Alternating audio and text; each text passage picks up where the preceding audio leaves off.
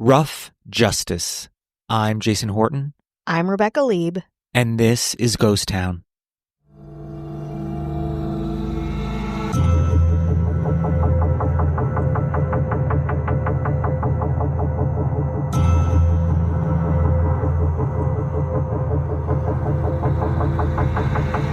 It's 1924 in Eastern State Penitentiary in Pennsylvania, and a dark figure walks the halls of the notorious prison compound.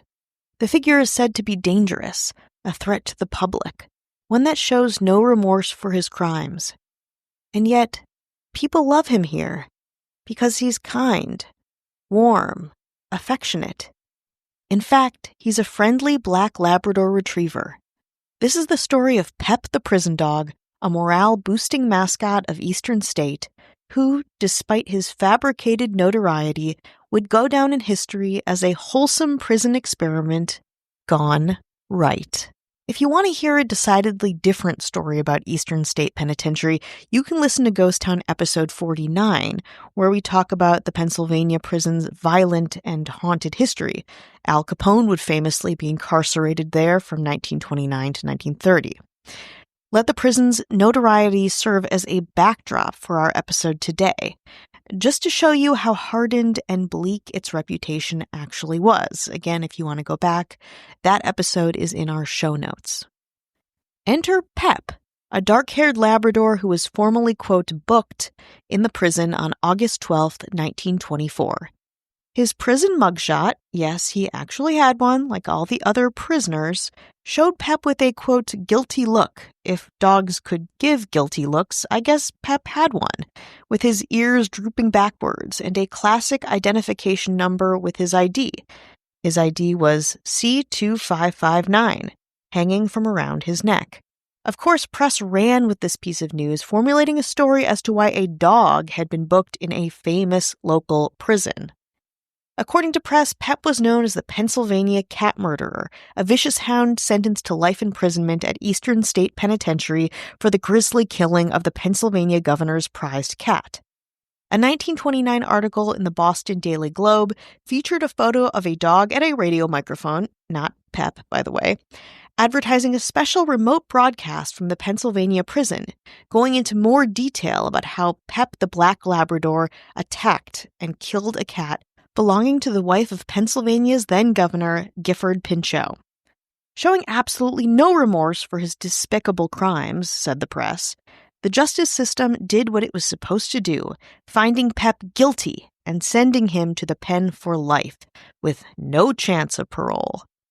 Of course, people were intrigued by the story of this imprisoned dog and came from all over the world to catch a glimpse of Pep doing his thing at Eastern State Penitentiary. So what was his thing? Though it might seem surprising to some, having animals in prisons is definitely not unusual. Numerous animals lived or worked at Eastern State Penitentiary specifically. Generally, in the 20th century, prisons had guard dogs, pet dogs, and incarcerated people were even allowed to have pet canaries, and unofficially pet rats. What was unusual was having a dog as a prisoner, and by far, Pep was Eastern State's most famous resident canine. But he did what many of the animals before and after him would do, despite his bad rap.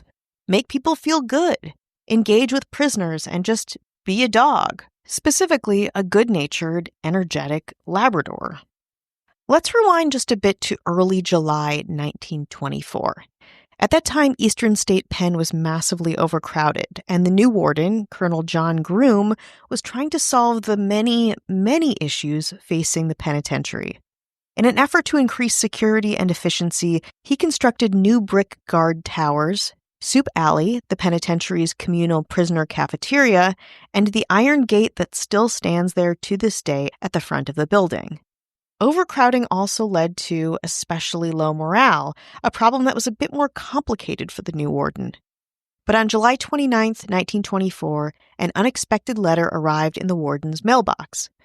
It was from Pennsylvania Governor Gifford Pinchot, and it offered an interesting yet unconventional solution to the bad feelings that permeated the prison. More after this break. Hi, hello, how are you doing? Hello, out there. This is the check-in. You know what this is. You know as well as we do Don't- what we're all doing here. Don't be coy. No, you know. You're smarter than that. Let's not play this game anymore. We want to say hello to anyone who's listening, supporting us, spreading the good word of Ghost Town. Thank you so much. I wanted to chime in. The Eastern State Penitentiary, which I've visited, was also a filming location of Dead Milkmen's music video for Punk Rock Girl, and a filming location for the movie 12 Monkeys. That's all I can think of offhand, but there's probably a couple of other.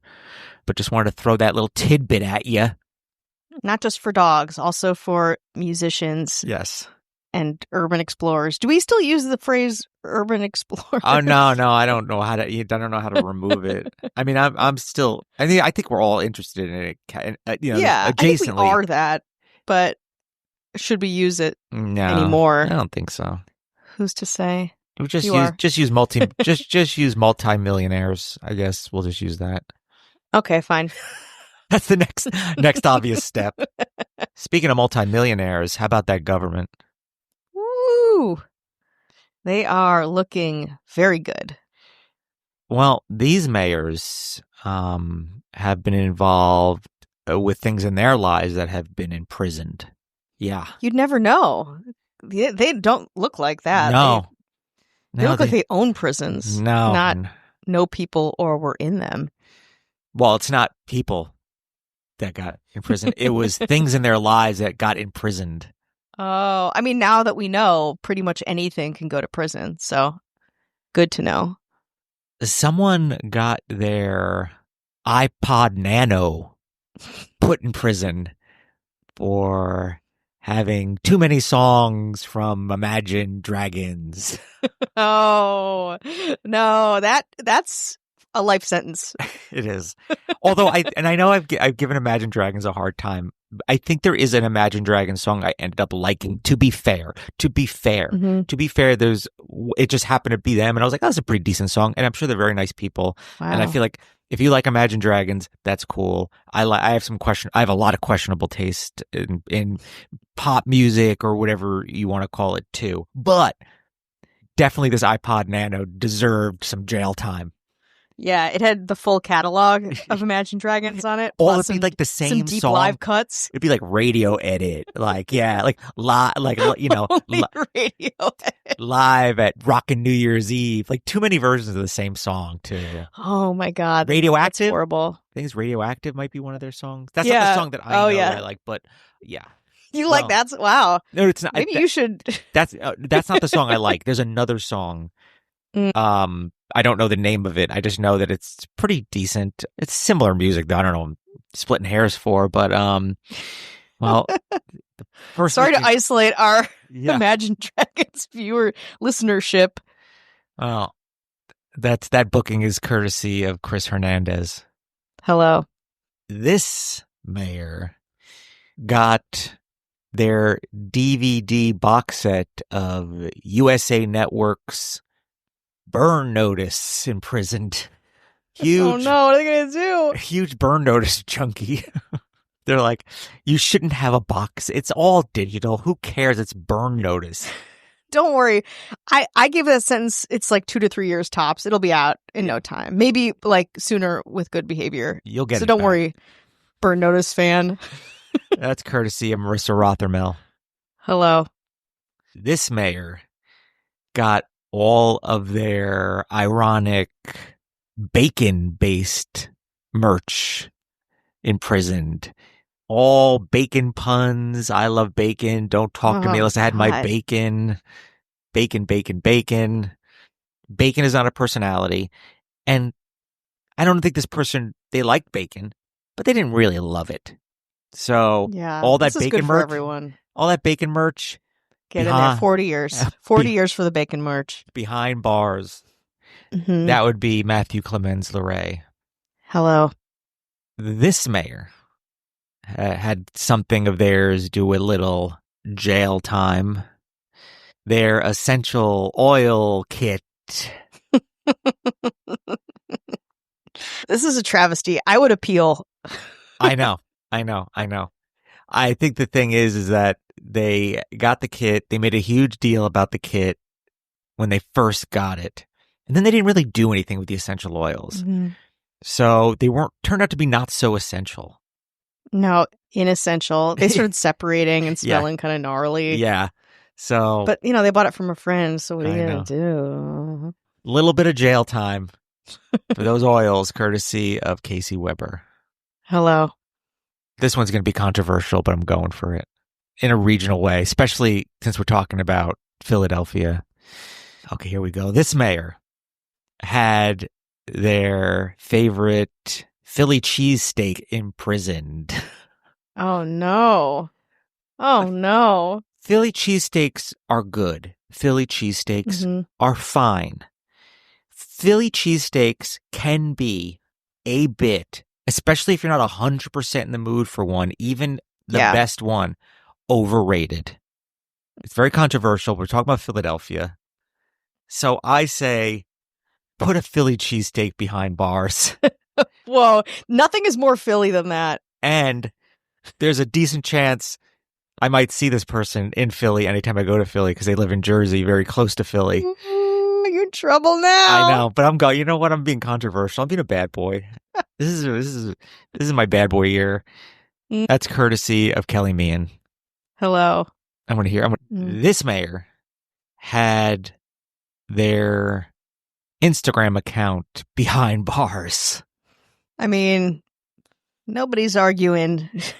Listen, I've been in my past, especially a Facebook offender. Oh God, we should all be in jail for 14 lifetimes based on the content that we put online. This mayor thought that posting an inspirational quote on their Instagram once upon a time was a good idea. And it was in that, as we say, chuggy font. Yeah, that little script. A dainty little wedding script. And here's the problem. If it was one, fine, but it was a whole carousel of them. Was it from word porn? Yeah, it was some kind of affirmation-based thing. So it all caught up to them. We're very, very sorry, Kat Giselle. Hello. This mayor got a temporary tattoo of an ironic mustache on their finger. And they'd hold it under their nose and be like, it's mustache time, or whatever they said. And they're so fortunately, they did not get a permanent tattoo. Yeah. They knew well enough. It was a bar mitzvah snap decision. Yeah. They were like, oh, I guess I'm here. Yeah. Here we go. So it was always going to be a limited amount of time because eventually it washes off. But their mustache finger in the slammer for a short time, courtesy of Ashley Matson. Hello. And then our governor just slamming the door cells locked on all these people as owner. Warden governor. As the warden and owner of this private for-profit but very luxurious prison. Yeah. Like so chic. Like you wish you could be there. You wish you could have committed a white collar crime to get inside. Yeah. It's so good. It's like, I was like, I'd rather, that's where I want to do time, but. The next White Lotus will be in this prison. Yeah.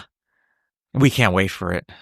That would be our all-knowing, all-imprisoning governor, Avian Noble. If you want no ads, no chit-chat bonus episodes, 7 days free, head on over to patreon.com/ghosttownpod. You want to get back into it? Let's do it. In July 1924, Pennsylvania Governor Gifford Pinchot sent a letter to Eastern State Penn's new and somewhat overwhelmed warden, John Groom. The letter was an idea on how to make prisoners a bit happier.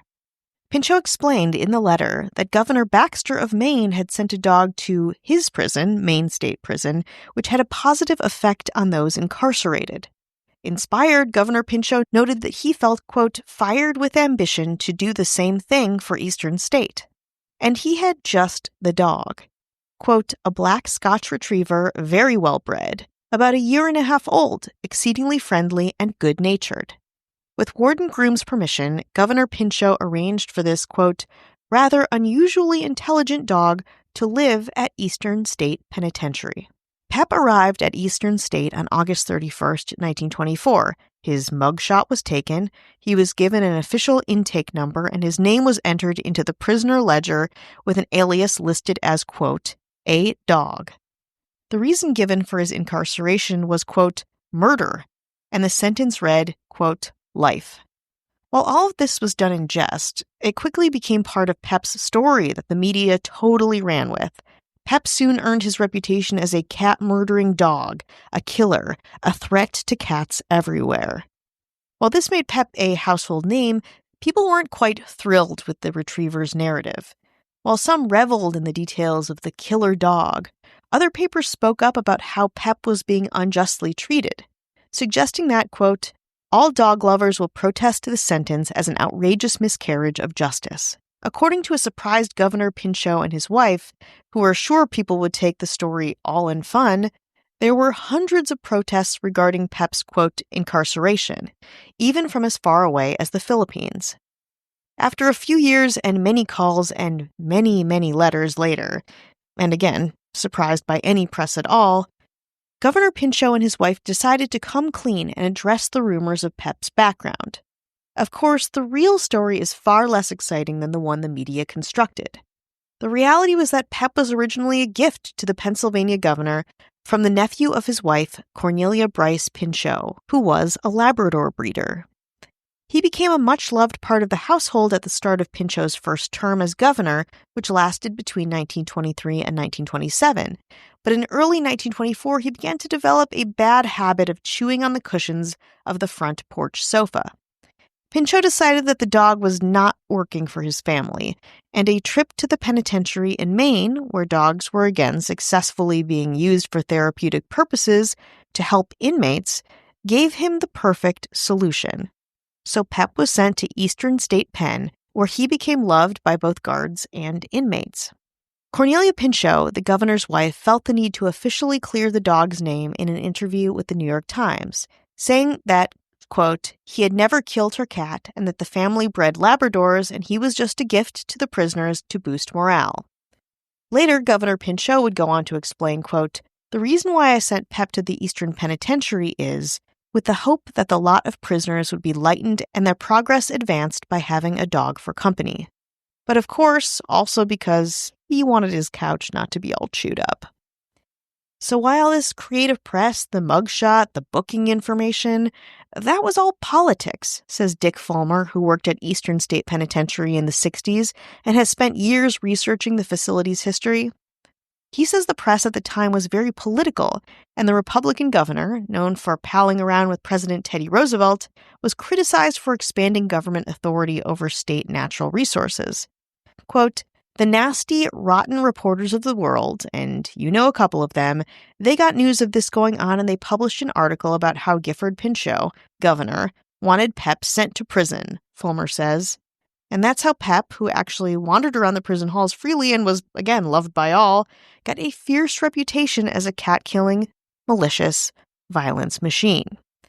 Pep spent 2 years at Eastern State before he was eventually transferred to SCI Graterford, Eastern State's, quote, farm branch about 35 miles northwest of Philadelphia, where he was equally as beloved and where he spent the rest of his life. By all accounts, Pep enjoyed his time at SCI Graterford. After a long life, he passed away there and was, quote, buried with a tender reverence in a favorite flower bed on the prison grounds. Today, a variety of programs continue to bring animals into correctional institutions under less, controversial narratives. One of these organizations is New Leash on Life USA, a nonprofit committed to, quote, saving at-risk dogs and improving the lives of vulnerable people. Of course, Pep left quite an impression on the men at Eastern State and Graterford, and his mugshot is still displayed proudly at both penitentiaries today, where his guilty-looking face continues to win the love and attention of visitors looking for sensational stories of their very own.